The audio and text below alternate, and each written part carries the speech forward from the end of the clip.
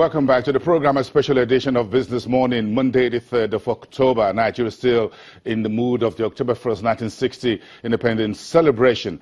But let's get the conversation going about the state of the economy. Now we'll take a look at a number of economic development policies over the decades. First, with the national development plans that were mooted, and part of that implemented post-Civil War.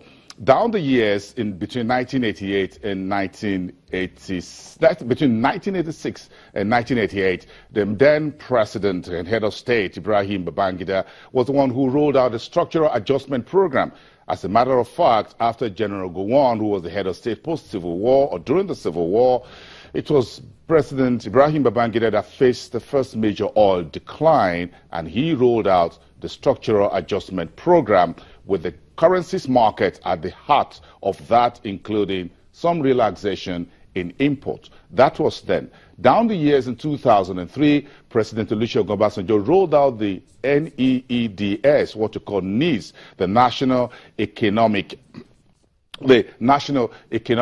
Development Strategy. This document, also several hundreds of pages, looked at what Nigeria can do as a way forward. It was a document to last 2003 and 2007.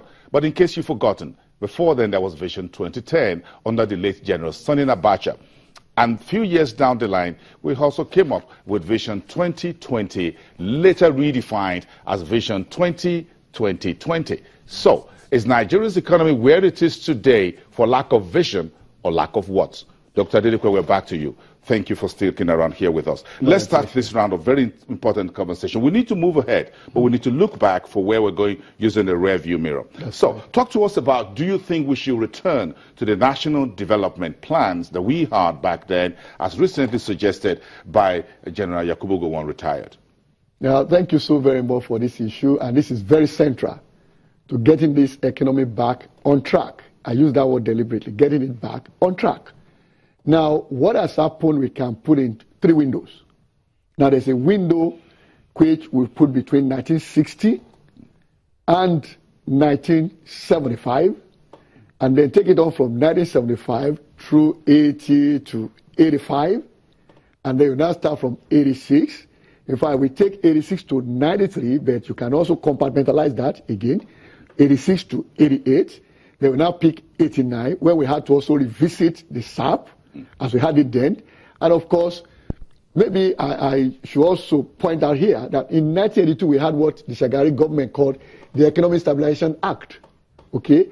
Now, if you look at all of this, they show you clearly that relate the major macroeconomic indices, which any professional economist will use to measure the state of the economy.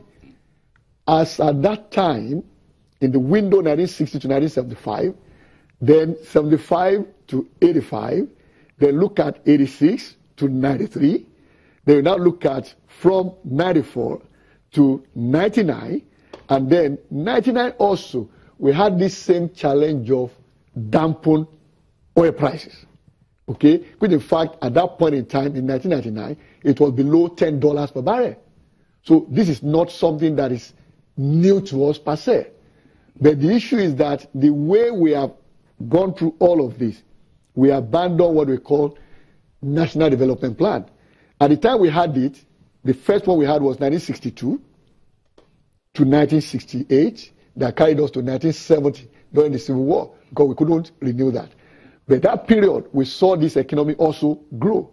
In fact, you see the GDP map for Nigeria from 1960 till date, you will see how the economy grew steadily over that period of time. Now, including the Civil War years. Including the Civil War years, surprisingly. Now, it grew strongly. Now, when you look at all of that, immediately we got the oil boom, 1974, 75. If you look at the exchange value of the Naira, now, about 1968 to 70, it was 140% to the dollar, meaning a Naira exchanged for $1.40. Naira stronger than the dollar. Now, as we went on to 1975, it went to 182%.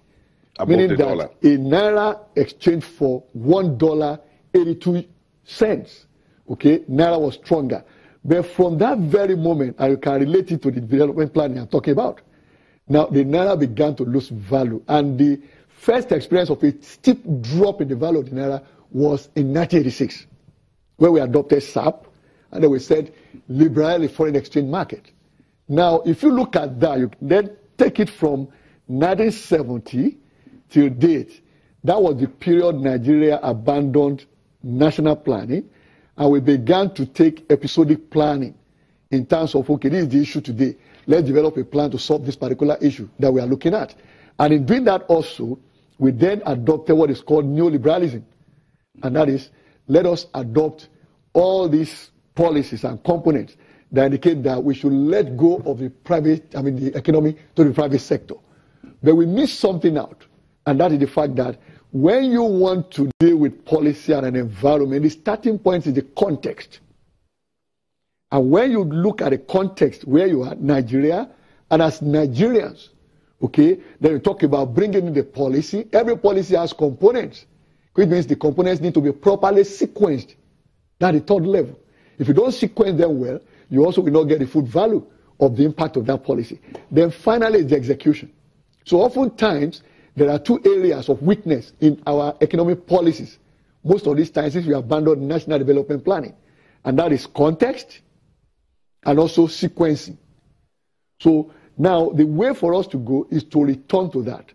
There was a time also, national development plan. And when we say national development plan, what does it really mean for young Nigerians, perhaps watching this program, say, look, what does it really mean? Is it really different from economic transformation? Does it mean different from change? Was it different from the structural adjustment program? Perhaps the needs programs of the Obasanjo's administration, or even Vision 2010 and 2020, which was really, really grand. Yes, very grand. Yes. Now, the major difference between national development planning and all of this is that it gives you a roadmap for you as a nation, how the economy will be managed within the period of that plan. And that means no matter the government that comes in, it becomes a social compact between anyone in charge of the government in Nigeria and the Nigerian people. So that means whoever comes into office will just take on that plan, how far the previous administration has gone with implementation, and continue with it. And when the next plan is due to be done,